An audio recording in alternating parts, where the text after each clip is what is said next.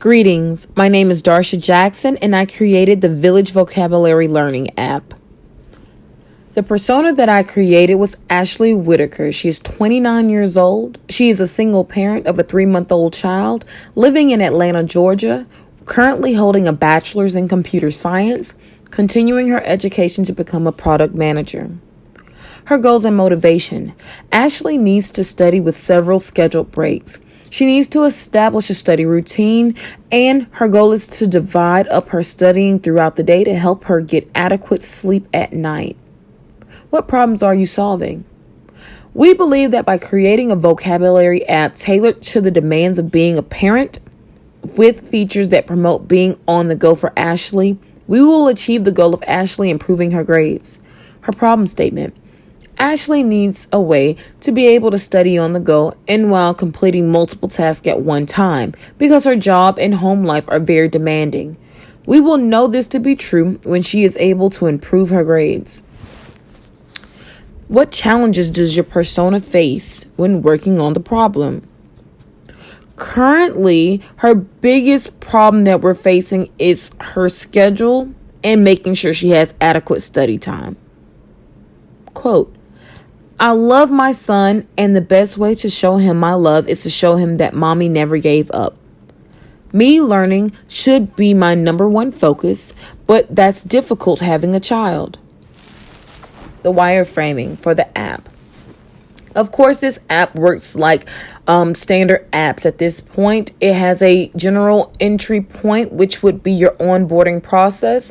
Once getting onto the app, of course, is going to walk you through signing in or creating a profile. And then you get to the notification process. Once you figure out what you're trying to study or how you're trying to study, of course, once you figure out the study type that you're trying to do, then you're going to walk through either the times that you're wanting to set up your breaks, or you would just go ahead and bypass that and get right to if you're going to be adding your own personal vocabulary words or using a community deck where you're able to select the category that you're wanting to study.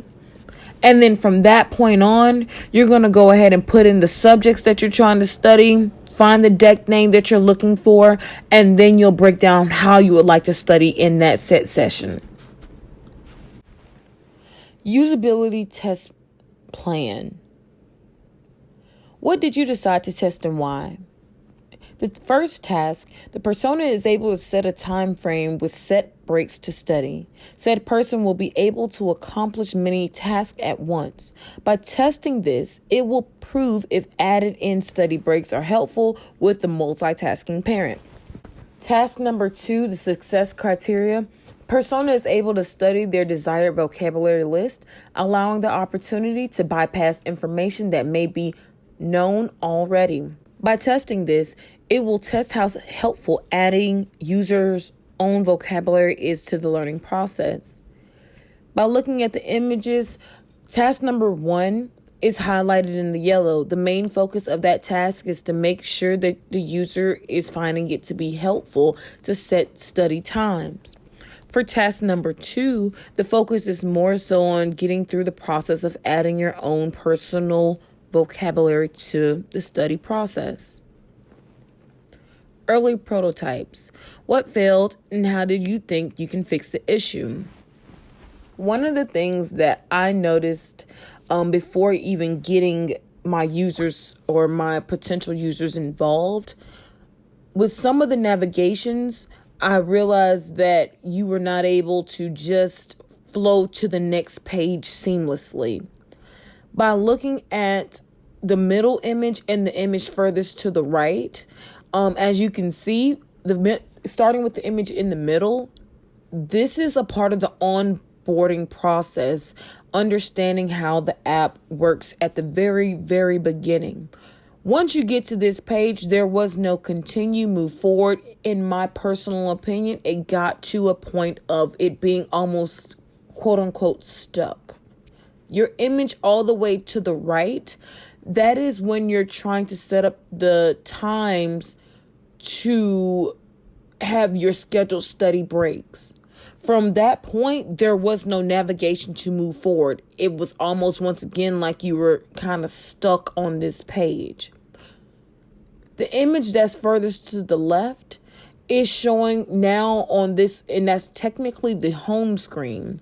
At first, it didn't have the option of how do you want to study.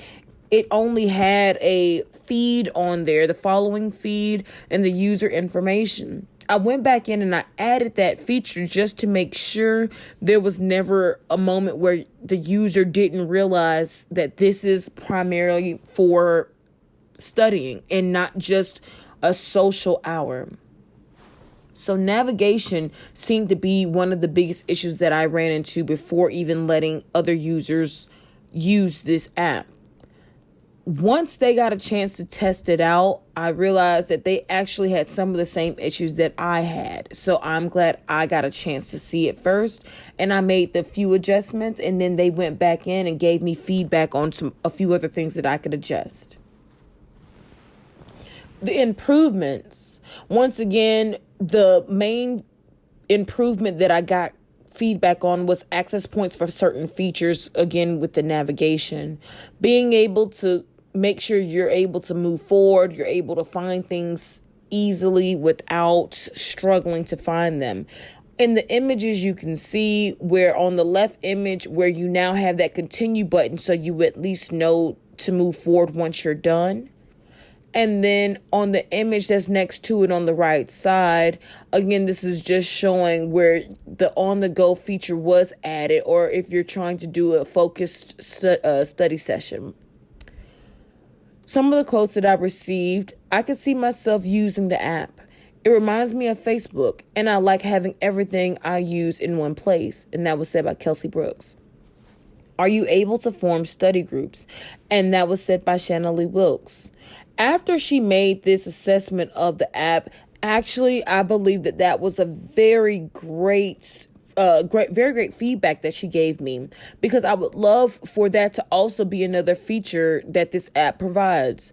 A lot of people do really well with studying in groups, and when me and her had our session of talking to one another, she presented some different things that the parents would be able to converse about when it came down to studying and furthering their education together as a group. So those are things that actually became things I would love to implement on this app. The next steps. What will you do next to improve the prototype? Of course, I would love to conduct another low fidelity test, because with the low fidelity tests, again, it's a free way to make sure before you start to invest that everything is flowing seamlessly. After that, I would then like to conduct a high fidelity test after the changes have been made that were commented. These are the results from me going and talking to the different users. Now, task number 1, easy to go through the onboarding process.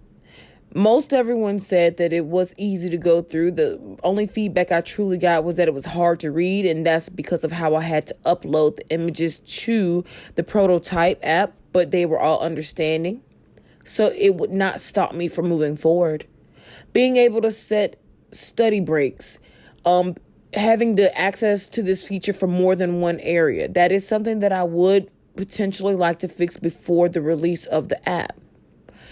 Personas being able to see the functions to add vocabulary. Everyone had no complaints. It seemed like it was easy to be able to get to that point. The options to study. People love that option and that feature that they have. They have a lot of different choices to be able to get the information. My learnings. What did you learn from the design process that you can use in the future designs or design cycle? The pros that I can take away is taking the time with the design process. I love how we broke down every step, making sure we got everything from every step that was possible and the additional resources. The usability test, I believe that anytime that you're able to speak to the people that are going to be directly affected by an app or directly affected by anything that we're doing, it's going to be helpful. So I love the fact that we did the usability test and even the comparative analysis. With the comparative analysis, we were at least able to see other apps that were out on the market already and seeing how they affected the education process and the things that we can take away from what's already created. Cons. The things I did not more so like is relying on personas to conduct prototypes. With relying on other people, sometimes, of course, you have to be on other people's schedules. So that proved to be challenging. But at the same time of saying it was challenging, it was worth it.